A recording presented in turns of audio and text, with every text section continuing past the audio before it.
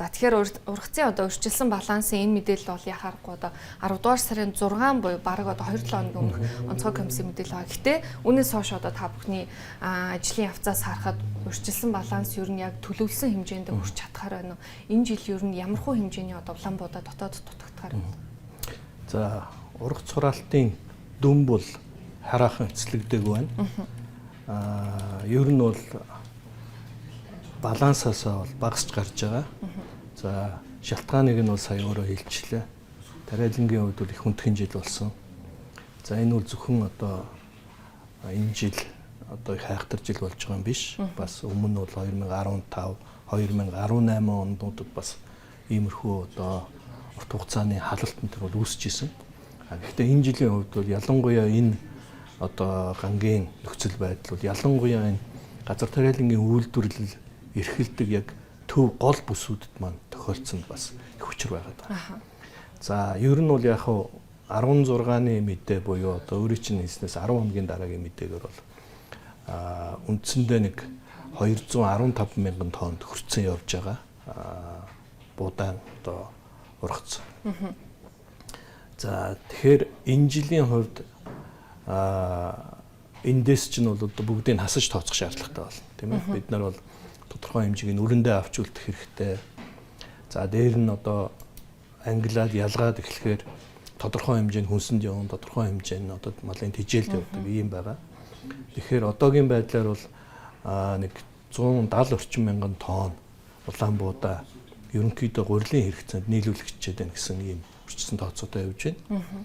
За энд бол хөдөө аж ахуйн корпорац тодорхой хэмжээнд нийлүүлсэн, гурилын үйлдвэрүүдэд нийлүүлсэн ийм одоо дүн байна. За ер нь бол одоо борлуулалтанд нэг арай гүйцэд борлуулж дуусаагүй 30 орчим мянган тонн бас явж байгаа гэсэн ийм мэдээ байгаа хөтөрм дээрээ. За ер нь бол одоо ингээд харахад бол Улаанбуудаан импортыг одоо гурилын хэрэгцээнд зориулж бол одоо хийх нь бол тодорхой боллоо. Хэмжээний хувьд бол хүнстэй аж ахуйн хөнгөлөлтөр яам эцсийн дүн мэдээгээ засгийн газрын хурлаар оруулдаг. За тэгээд дээр нь одоо хүнсний аюулгүй байдлын зөвлөл гэж одоо ерөнхий сайдаар ахлуулсан зөвлөл бий. Тэн дээрээ бол одоо бодвол нэлээд одоо хэдийн хэмжээний Улаанбуудаан импортлох одоо хэрэгцээгээ гаргах байх. Энийг бол одоо мэргэжлийн байгууллагууд бас хийдэг. За ер нь бол одоо 100 мянган тонн Улаанбуудаагаар тогтохгүй хэмжээний одоо Улаанбуудаа шаардлагатай болох нь байна. За дээр нь Улаанбуудаан хэрэгцээ бас нэг талдаа яг хүн ардын хэрэглээнд яг гурил хэлбэрээр багасж байгаа ч гэсэн нөгөө талдаа малын тижээлд нэлээд хэрэгтэй болж эхэлж байгаа. Одоо жишээ нь шувууны одоо аж ахуйд гэхэд жилд бараг 60 мянган тонн хэрэглэгдэх шаардлагатай болж байгаа жишээтэй. Тэгэхээр Улаанбуудаан хувьд бол зөвхөн одоо гуриланд зогсохгүй бас малын тижээл буюу одоо эрчимцэн аж ахуйн тижээлд бас нэлээд импортлох шаардлага бас үүсэж байгаа гэж хэлж байна. Тасаа хэлж байна 2015 онд 2018 онд ч гэсэн яг энэ газар тариалангийн бүс нутгуудаар те гол бүс нутгуудаар хит халттай ийм цаг үе гарч ирсэн. За энэ жил ч гэсэн яг энэ давтагдлаа гэж байна. Тэгэхээр ер нь одоо салбарын одоо тариалан эрхлэгчид юу гэдэг энэ цагуурийн одоо өөрчлөлтөөс те дулаарлын нөлөөг ер нь урт хугацаанд ямархуу байдлаар одоо өөрчлөх боломжтой гэж харж байна. Ялангуяа услахаатай газар тариалангийн чиглэл рүү хөрөнгө оруулалт хэр хийж байна. За яг 2015-18 он бол арай алаг цог байсан. Энэ жилийн хувьд бол яг газар тариалангийн бүсүүдээр ган тохиолсон гэж бас тодруулсан зүг баг.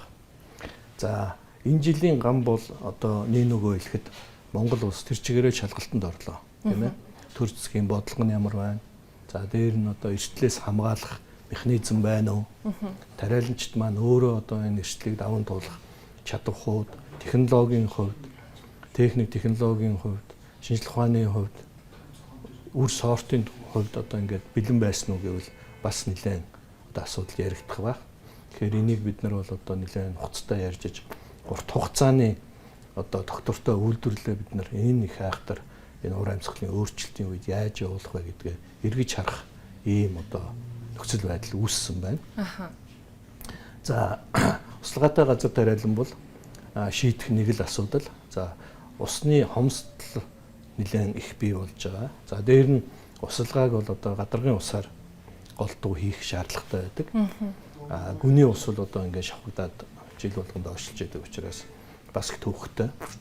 За тэгэхээр энэ услгаатай тариалангийн үйлдвэрлэлд хөрөнгө оруулалтыг бол ерөнхийдөө Монгол Улсын засгийн газраас бол энэ гадны одоо доноруудын тусламжтайгаар нэлээд явуулж байгаа. Ялангуяа услгаатай үйлдвэрлэл явуулах боломж баруун бүс нутагт бас байдаг. За ер нь бас одоо юу гэдгийг энэ өнгөрсөн хугацаанд үүсчихсэн энэ гурилын үнийн өсөлт энэ төр бол бас баруун бүс талдаа бид нар газар тариалангийн үйлдвэрлэлийг нэлээд одоо хөгжүүлж чадаагүйтэй бас уялдаатай. Тэгэхээр услгаатай тариалангийн үйлдвэрлэлийг бол бид нар нэлээд сайн явуулах шаардлагатай. Монгол улсад яг хуучин одоо судалгаагаар бол 300 гаруй мянган тонн 300 гаруй мянган га ийм одоо услгаатай үйлдвэрлэл явуулах бололцоо бий гэсэн ийм тоо баримт байдаг. Нөгөө талаар бид нар услгаагүй тариалангаа өөрийг нь технологийн дараагийн түвшинд аваачих чухал шаардлагатай байна. За энэ дээр бол одоо энэ тариалангийн талбайд ялангуяа одоо урамлан хүчлэг үүсгэх ийм технологи бий. Энийг бол одоо туршаад амжилттай хэрэгжүүлээд явж байгаа маш олон улс бий. Одоо жишээ татах юм бол Канада, Америк гэдэг. Тэгэхээр хөрөнгө оруулалт нэлээд өндөр. Тэгэхээр энийг нэлээд сайн хийх хэрэгтэй. За хөрөнгө оруулалт гэхээсээ илүү хууль эрх зүйн зохицуулт их чухал байгаа. Үндсэндээ одоо манай зарим тариаланчид бол энэ жилийн хувьд одоо малчтын малыг одоо талбайгаас одоо холдуулах ийм ажлыг хийж зарим малчны одоо малчин хийлээ шүү дээ үндсэндээ. Тэгэхээр энэ одоо байж болохгүй. За ингээд хашаажуулалтын ажлыг бол тодорхой хэмжээнд хийж байгаа ч гэсэн мал бол одоо дийлдэхгүй байна. Ялангуяа нэгэнт одоо тухайн бүс нутагт гам болоод бэлчээр дээр нь одоо ямар нэгэн бэлчээрийн ургац байхгүй, ургамал байхгүй тохиолдолд одоо хортны шавжаас өсвөлээд нөгөө мал хүн чинь бүгд л ерөөсөө тэр ганц ургаж байгаа тариалангийн талбай руугаа ингээд уралдаж дайраад байна. Тэгэхээр энэ бол одоо нөгөө мал аж ахуй газар тариалангийн үйлдвэрлэлийн одоо тэр харилцан хамаарал энэ юм бас доктортой байж чадахгүй байна л гэсэн үг. Дээр нь энэ мал аж ахуйн үйлдвэрлэлийг ялангуяа энэ газар тариалангийн бүс нутагт арай өөр өнцгөөс харж эхлэхгүй бол бас болохгүй байна. Дээр нь одоо малчтайгаа нэлээд тохиролцоох. За тэр үйлдвэрлэлийг одоо цааш нь хослуулж авч явах талд нь нэлээд бодохгүй л одоо юу гэдгийг үндсэндээ одоо мал бол өөрөө хариулга юм багтаа үйлдвэрлэл манайхан их явуулдаг учраас энэ малыг одоо тариалангийн талбайд оруулахгүй байх энэ асуудлыг бол ойрын хугацаанд шийдэхгүй л нөгөө урмлан хүчлэг гэдэг технологийн асуудлаа бид нар цааш нь явуулж чадахгүй болчихно.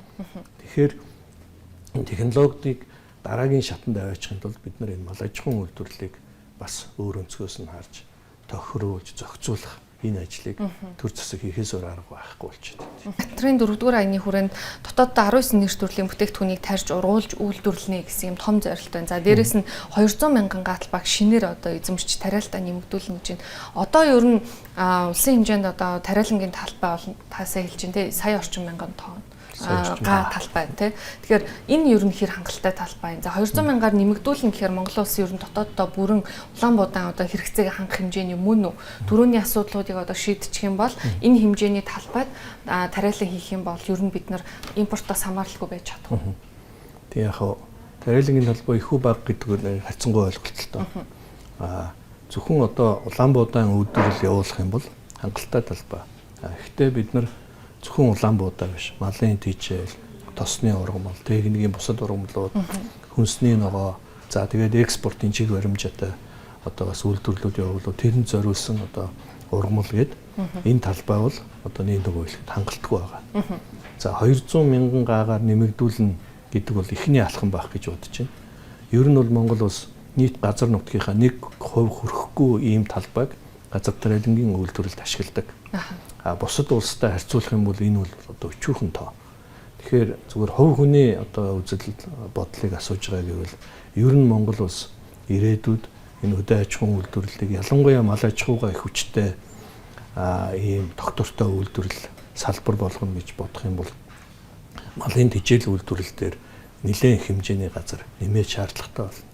За дээр нь одоо бусад экспортын чиг баримжаатай үйлдвэрлэлүүдийг газар тариалангийн үйлдвэрлэлээс дэмжиж явуулна гэвэл энэ талбай үнэхээр хангалтгүй байгаа.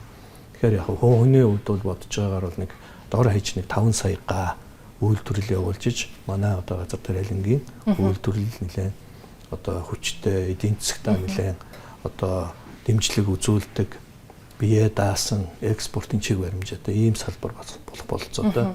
Энэ салбар өөрөө нэлээд сайн хөгжөөд эхлэх юм бол эргээд нөө эрчимцэн мал аж ахуй энэ мал аж ахуйн үйлдвэрлэлийг эрсдлээс хамгаалах энэ тижэл үйлдвэрлэлийн чиглэл рүү нэлээд томоохон алхам бас хийгдэх бололцоотой. За газар нутгийн хувьд яг хуу тохиромжгүйгээд одоо эрдэмтэд болон судлаачид ярьдаг асуудлууд бий. Гэхдээ бусад улсуудыг та нар харах юм бол одоо энэ битгий хэл одоо хөрсөн дээр нөхцөл байдал тариалангийн үйлдвэрлэл явуулаад биднээс илүү амжилттай үйлдвэрлэл явуулж байгаа газрууд олон бий. Тэгэхээр тэрнтэй бас харьцуулж харах нь бас их чухал байна. Материйн 4-р аяны хүрээнд за улсын төсвийн одоо хөнгөлөлтөө зээл олгож байгаа тариалан эрхлэгч одоо аж ахуйн нэгжүүдэд тэгэхээр энэ ер нь үр дүнд хүрч байгаа цаашдаа үргэлжлүүлэх шаардлагатай юу? За зээл буюу санхүүгийн хөөсөр бол одоо манай тариаламжид 8 чухал хэрэгцээтэй байдаг. Ялангуяа одоо техник тоног төхөөрөмж за тэгээд үйлдвэрлэлийн технологийн шинжилэлд зориулсан хөрөнгө оруулалтанд ихэхэн зориулдаг. За дээр нь одоо зарим нь бол одоо эргэлтийн хөрөнгийн чиглэлээр бас тодорхой хэмжээний зээлийн их усүр жил болгон шаардлагатай болдог.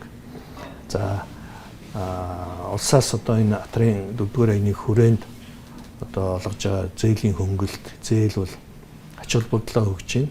Гэхдээ бас асуудал байна уу байна. Одоо томоохон аж ахуйн нэгжүүд бол одоо банкны зээлийн шаардлага хангаад үндсэндээ энэ зээлийг авчдаг. Дунд болон жижиг аж ахуйн нэгжүүд за ялангуяа одоо банктай тодорхой хэмжээний одоо зээлийн дарамтнаж байгаа ч юм уу энэ аж ахуйн нэгжүүд маань авч чадахгүй үйлдвэрлэлээ хэвийн үргэлжлүүлж чадахгүй ийм тохиолдол байгаад байгаа. Тэгэхээр хүнстэй аж ахуйн хөнгөн үйлдвэрийн яамд бид нар тавьж байгаа нэг хүсэлт бол эх жилээс бол одоо гаагийнх нь хэмжээгээр одоо тооцож энэ зээлийг олгооч. Жишээ нь одоо би 1000 гаатай бол 1000 гаатан зориулсан зээлийн ийм бүтцийг бий болгож өгөөч. 10 гаатай бол 10 гаатан зориулсан тийм зээлийн бүтц бий болгож өгөөч. За тэгэхээр бидний урилгыг хүлээн авч хүрэлцээрсэн танд маш их баярлалаа. За баярлалаа.